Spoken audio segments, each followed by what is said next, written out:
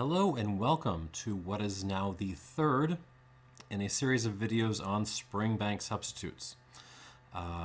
Made because those of us who enjoy Springbank single malt whiskey from Campbelltown are now faced with being price gouged by the importer, by the retailers occasionally, and by the secondary market on the occasions where we can still actually buy the stuff. So I've now done two previous videos on other options you might look into to scratch that itch if you happen to enjoy this style. This is number 3. So this is stuff unlike the last video, which you should be able to find.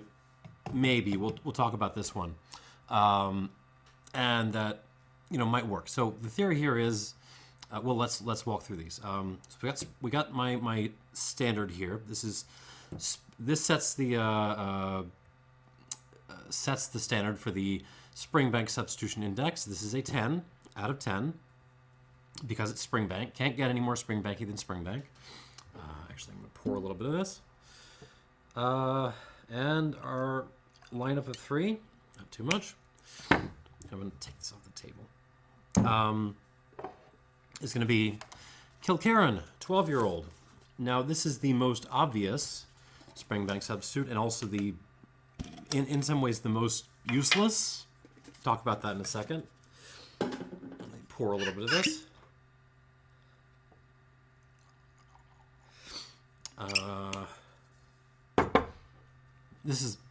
People have been clamoring for this since the first video. Also, this is a fun one. Why not go for Springbank substitutes outside of Scotland, or even outside of Europe for that matter? Now, Japan is a problem because Japan is in many ways worse than Springbank is. But why not try Emirate Fusion? Emirate Fusion is lightly peated, just like Springbank. And it's a little bit weird, just like Springbank. So, worth a shot, right? Put that right there. Last of all, a little while ago I tried Glen Garioch 12-year-old, and I really, really liked it. That got like an 88 for me, which is, considering the price, at least in European shops, a humongous score. And then I went out and bought this Renaissance Chapter 4. This is an 18-year-old, cask strength. I didn't want to do the same whiskey all over again, so we're going to do this bigger brother. See how that gets on. All right, and let us start out with good old Springbank, just to get our palate set. Yeah, the nose on this is very Springbanky. I have been nursing this bottle, this 10-year-old 100 proof, because I am imagining I'm probably not going to be able to buy another Springbank 10-year-old for a reasonable price for a very long time, if ever. Yeah, it just smells heavy. There's that whiff of peat in there, that whiff of kind of sherry in there, but it's really all about the fusel notes, the green nuts, the oils, there's even a little bit of like grassiness going on here this time. All those little details going on the side that just make this really fun and really magical.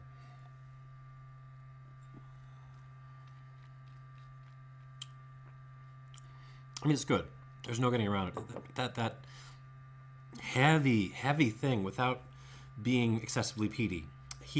Heaviness without peat is kind of the key to this. There is some peat there, but there's so much more going on. The nutty thing, the fusel thing, the oily thing.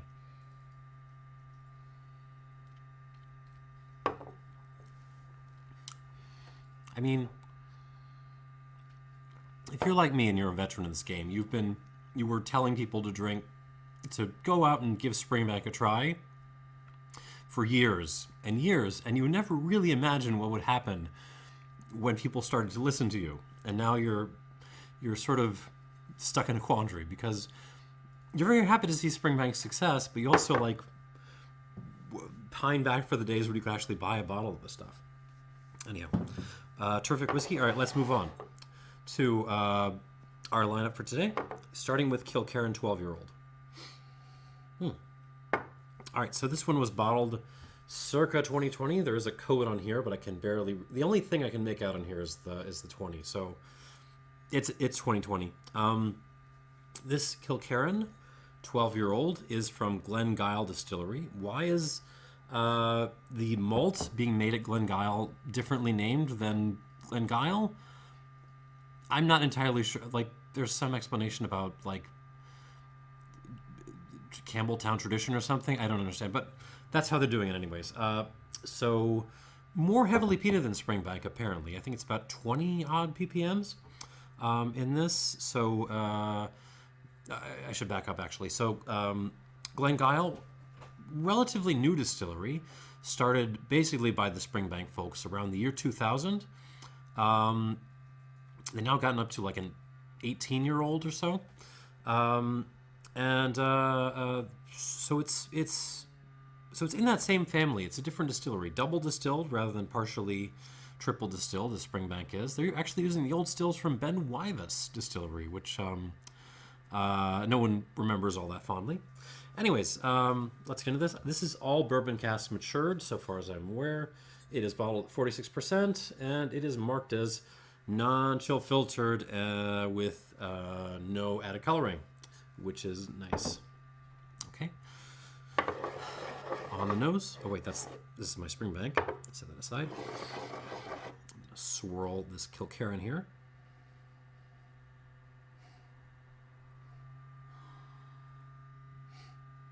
I mean, the word that comes to mind is textbook, weirdly enough. I mean, it's very classic, like Highland, islandy style malt, or Campbelltown, I guess, for that matter.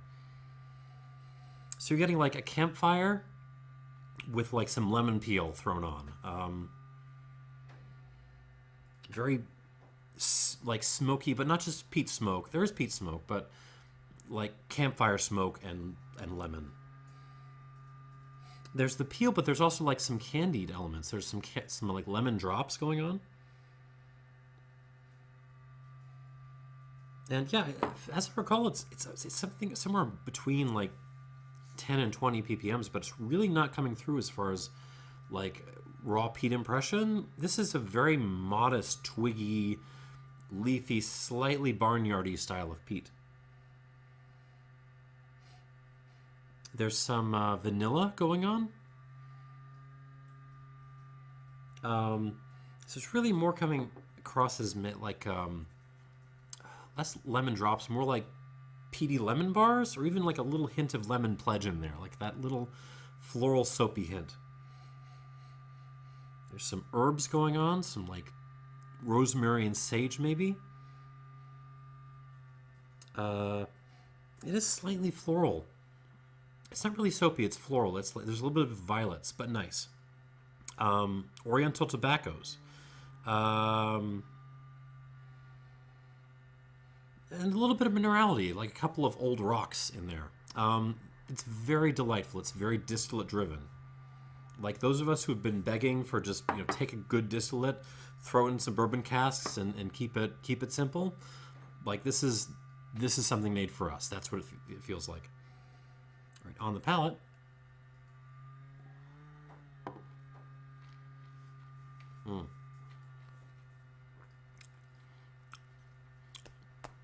Yeah, it's fresh and it's crisp, like a good Alsatian field blend wine. Campfire again, lots of rocks, lots of minerality. That kind of leafy, twiggy, slightly barnyardy peat. Vanilla fudge, lemon fudge too, but also lemon peel.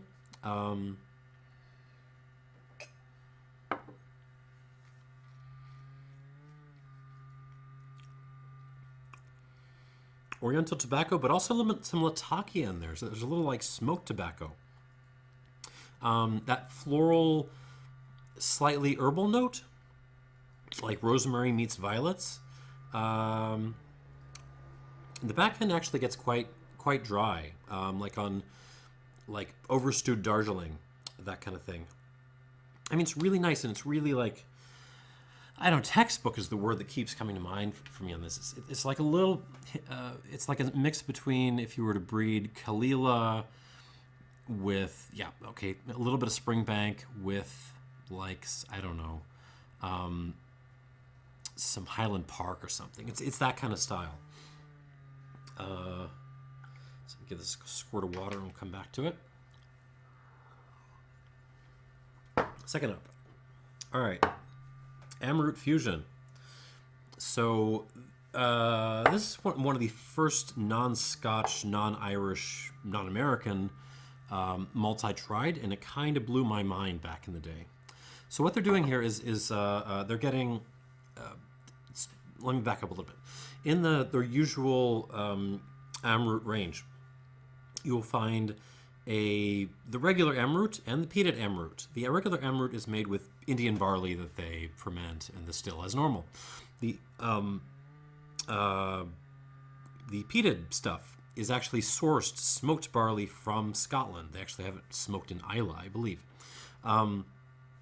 What they're doing here is they're basically blending those two distillates, or maybe those two barleys, and then I'm not sure if they're co-fermenting, I'm not sure. But in any case, it's a blend of those two. So the effect is quite fun. It's the fruitiness of the Indian Amrut barley meets the peaty style you get, peaty maritime style you get from Islay peat. So let's see if this is as good as I remember it being. Let's give it a nose. Ooh. Oh, I should say, Emirate Fusion single malt whiskey. This is batch number 70, bottled June 2018. And the distillery is in Bangalore, bottled at 50% alcohol, which is very nice. Oh man, this is it's a good nose, and it's a very fun nose because there's elements that are happening here which don't usually come together. There's this beautiful orange thing, there's some pear and peach, but they're like getting a little overripe. They're sort of starting to border on getting rotten a little bit, and then you're like submerging them in a peat swamp. It's awesome. Actually, you know what this reminds me of is a little bit, in a very weird respect, is a Lagavulin 16 I had probably like 15 years ago, 15 years ago. It was the first one I tasted, back when they were still using a fair number of refill sherry casks. It's that same sense of like fruit being caught in a peat bog on fire.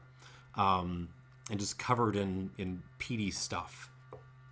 But in that case, it's kind of sherry dried fruit stuff. In this case, like we're talking tropical fruit, oranges, a little bit of kiwi, banana. Not so much banana. Definitely pear and peach, though, and tons of orange. Vanilla, creme brulee. I can't read my own notes. Applesauce? Yeah, there's applesauce in there. White pepper. Whiffs of like cigar smoke. What kind? Like Honduran cigar smoke? Like punches? Oh, and there's some Kilkerran here. I know that's maybe I'm being suggested by the origin of this, but it does have a little bit of a Kilkerran note going on. The sort of rice pudding. And on the palate, here we go.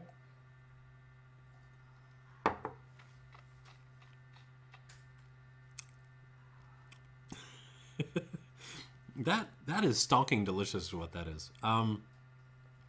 If the Kilkerran is very like just textbook Scotch, like pitch right down the middle, like this is a little bit bizarro, but it's delightful. Again, we're talking the most gorgeous fruit in the world: peach, apricot, pears, apples, plums, definitely some orange in there. But then they've been like submerged in peaty swamp water that's on fire. That's kind of what's happening.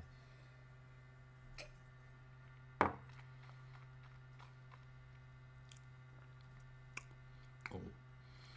Freshly ground pepper, some cumin, ash, like cigar ash. It's just like dessert plate stuff. There's some like vanilla latte going on. There's some kheer, actually quite a lot of kheer on the more on the palate than on the nose. Root beer is a prominent character in this. This is there's a lot going on, but more than that, this is just delicious.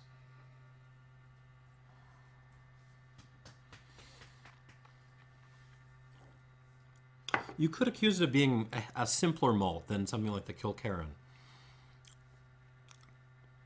But, man, between the two, if I had to make a choice of which one to take home, I might go with the Fusion. I'm totally not kidding. That is delicious. I'm going to give a squirt of water. Come back to it. All right, and last up is the Glen Garioch Renaissance Chapter 4. This is an 18-year-old whiskey. What do I have to say about this? So aged in bourbon and sherry casks. Bottled at 50.2% alcohol. And it is, so far as I can tell, there's nothing on here that doesn't say there's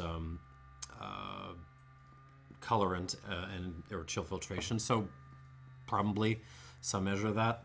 I don't know.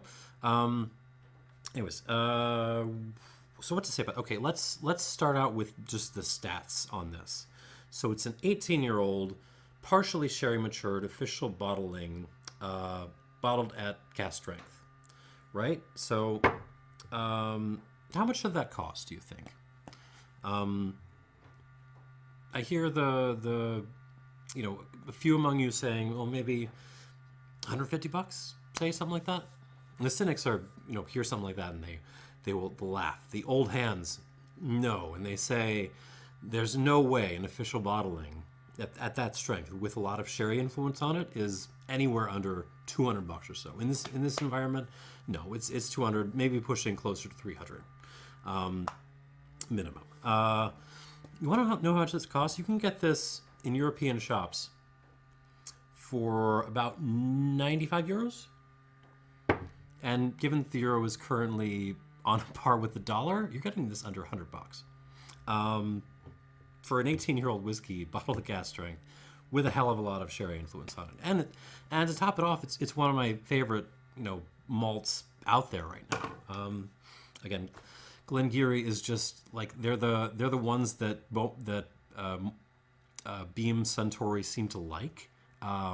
They're not treating it like crap like their other distilleries.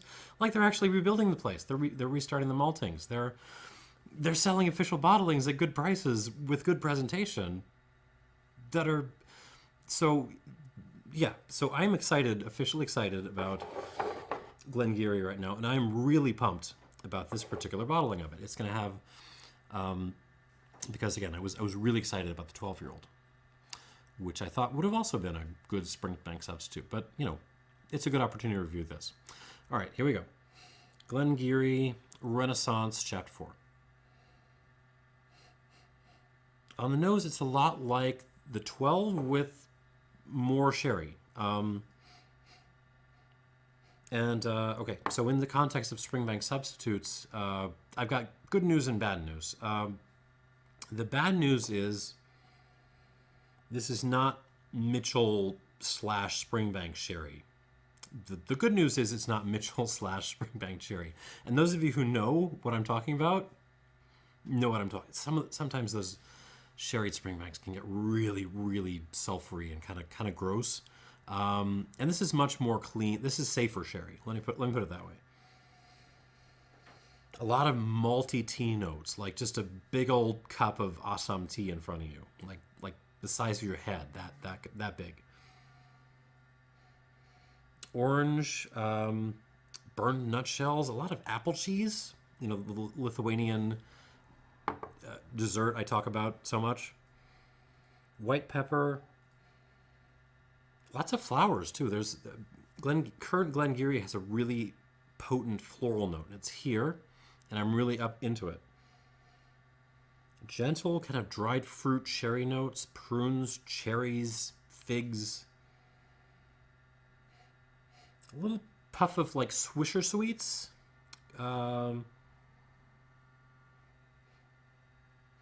peat on this, by the way. So that's the big distinction with the other two here and with Springbank. Is this feels maybe not completely unpeated, but as unpeated as is relevant for this conversation.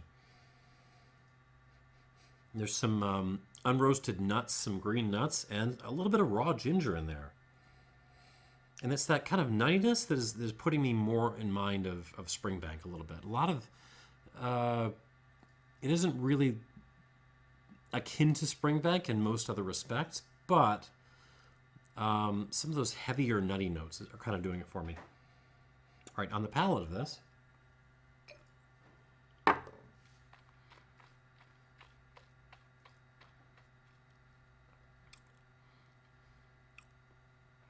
oh my God, that's good. Oh. So the notes on the palate are roughly kind of in the same territory as on the nose. What's extraordinary about this is the layering of them, and the way this develops in the mouth is just really, really good. Like this is a palate whiskey. So you're getting up front like a lot of tea and apple notes.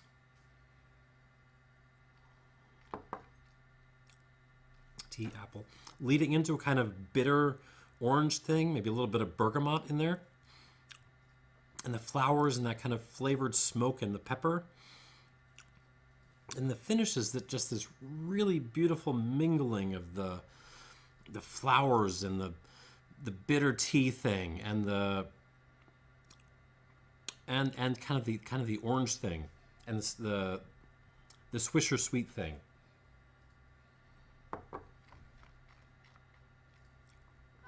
And the dried fruit thing. Oh. And then kind of playing in the background for the entire thing, you've got that kind of nutty, gingery, smoky thing that is going on. There's so much nuance in here. There's just a ton going on, and at the same time, it is delicious. Like, I thought, between these three, it would be the fusion I would be going home with. I don't think so anymore. This is a hell of a whiskey. Jesus. Look at me. I'm drinking this stuff. Okay, let me give that a squirt of water. We'll come back to it. I mean, the flavors, to be honest, aren't particularly Springbanky, but there's a vibe to this. There's a weight to it, a way that that other notes are playing in the background that make this feel more Springbanky than it actually is. I don't know if that makes sense. That probably doesn't make sense, but we'll go through all these one more time. Let me try my Springbank again, just to have that in my memory.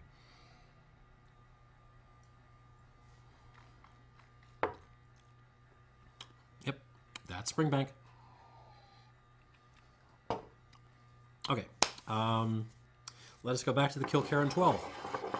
Kilkerran 12-year-old single malt Scotch whiskey, now with a squirt of water in it to kick it open.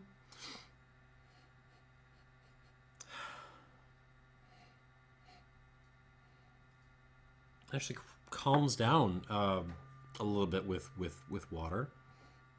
And it's really like just kind of doing a campfire smoke, peat, kind of apple pear notes. It's a little bit more peppery with water.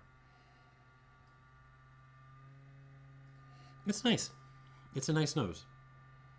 Like very textbook, very like Highland / Islands.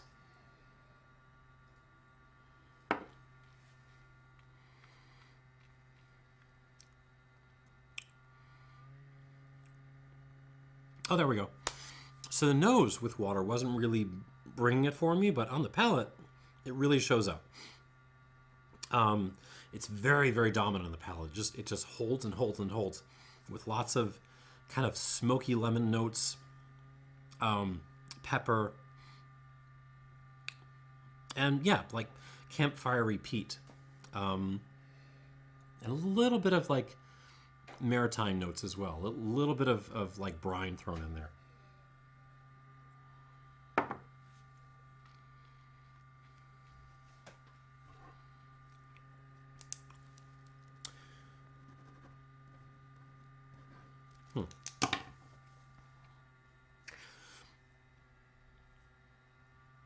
Sorry to hesitate, but I'm just thinking about this because this is a tough one to grade. Well, no, back up. It's not that tough to grade, but it's tough to put the grade out there. Well, here's what I mean.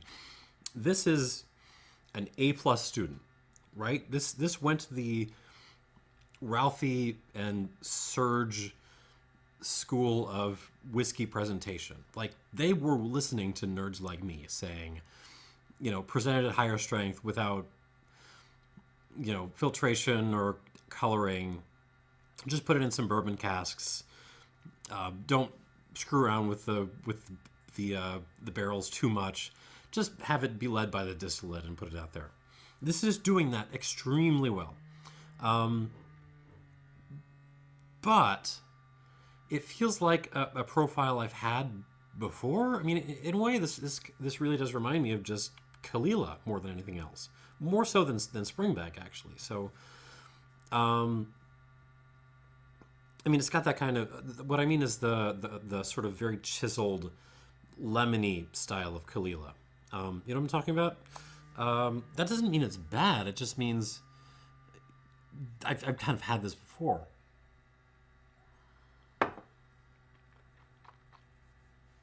It doesn't have the little details playing in the background that Springbank tends to get. It doesn't have the sherry, but, you know, I don't mind that so much. What I'm missing is the little, are those heavier notes, the little details and nuances. And I feel bad. Okay, so I'm going to give this like an 88 points. It's good, but I'm sure... I haven't checked her scores around. I'm sure Whiskey Base and Ralphie and Serge and all the others have been throwing 89s, 90s, 92s at this like crazy. And I can't get there. It's a really, really good malt. 88 points out of 100.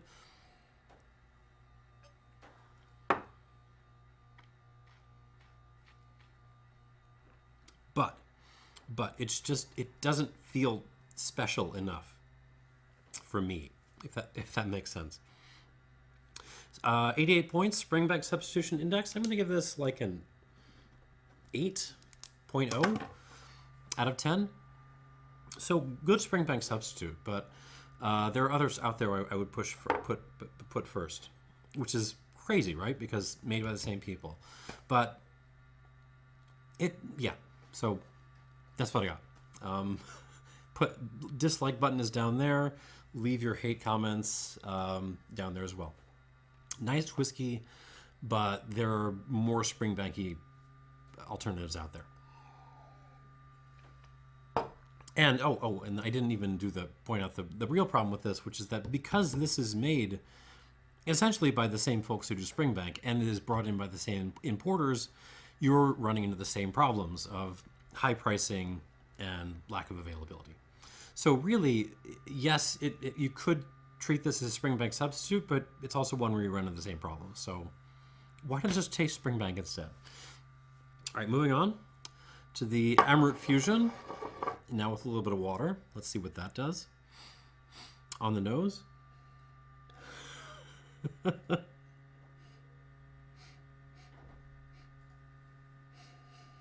mean, it's still basically the same whiskey. There's not a ton of development in here. Maybe there's a hair bit more peat going on, but it's pretty much the same whiskey on the nose, which is okay with me because it's really gorgeous and really fun. Yeah, I really like this style. All right, let's give it a try on the palate.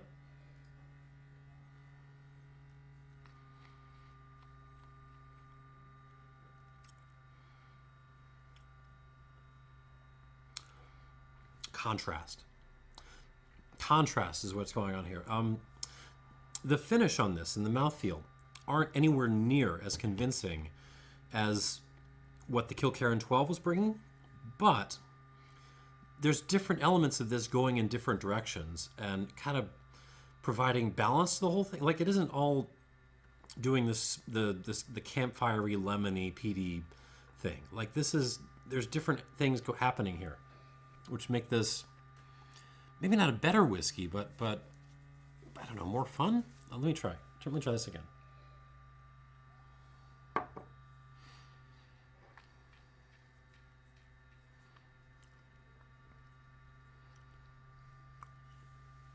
Yeah, the beautiful, like, orangey fruit and all the rest of the fruit just contrasting with that aggressively campfirey maritime peat note is just so, it just works so well, man. Yeah, and the finish and the mouthfeel are maybe not the absolute best in the world. Maybe if you're going to pick this apart, you can say maybe there's not a ton of depth to the flavors being provided. There's still not a whole lot of development happening with water, but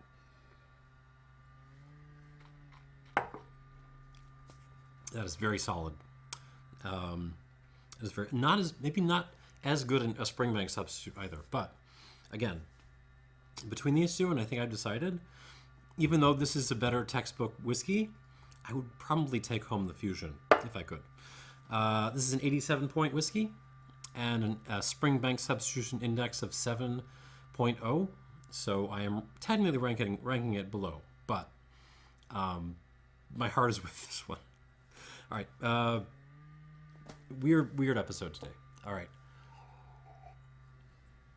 and finally, the Glengyle, once again, now with water,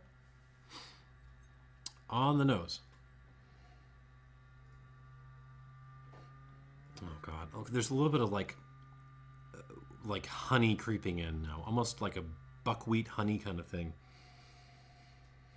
There's orange, there's flower, there's like flower blossoms, rocks, the apple cheese thing, the maltiness. How could you hate this? Assuming you are a serious whiskey head, how could you possibly hate this nose? Okay, let's try it on the palate.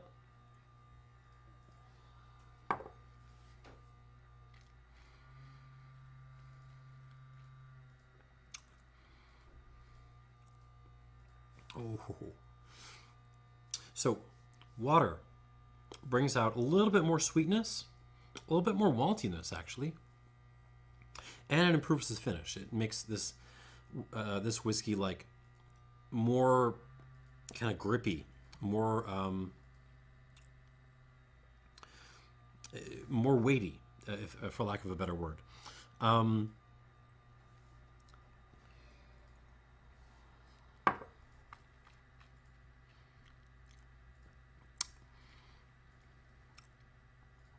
Yeah, this is phenomenal. I had this down at an 89 when I scored it, but I'm going to change that.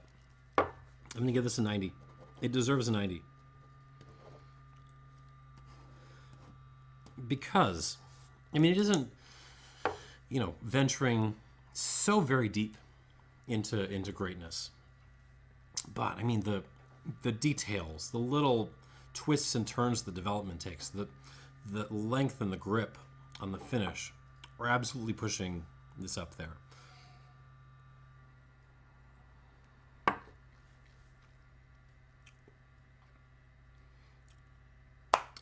It's a joy to drink.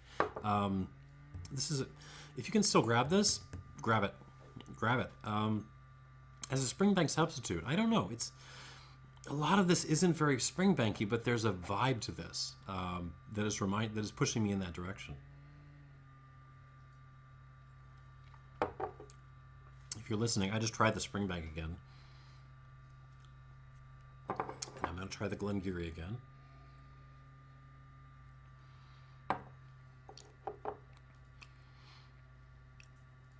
It's missing the peat. But that feels like kind of the main thing it's missing. Other than that, yeah, this is really, really quite serviceable Springbank substitute. So I'm going to give this an 8.0 as well. Tying the Kilkerran, and both of those are above the Emirate Fusion. Yeah, 90 points, 8.0 SSI. All right, so that sums up the video.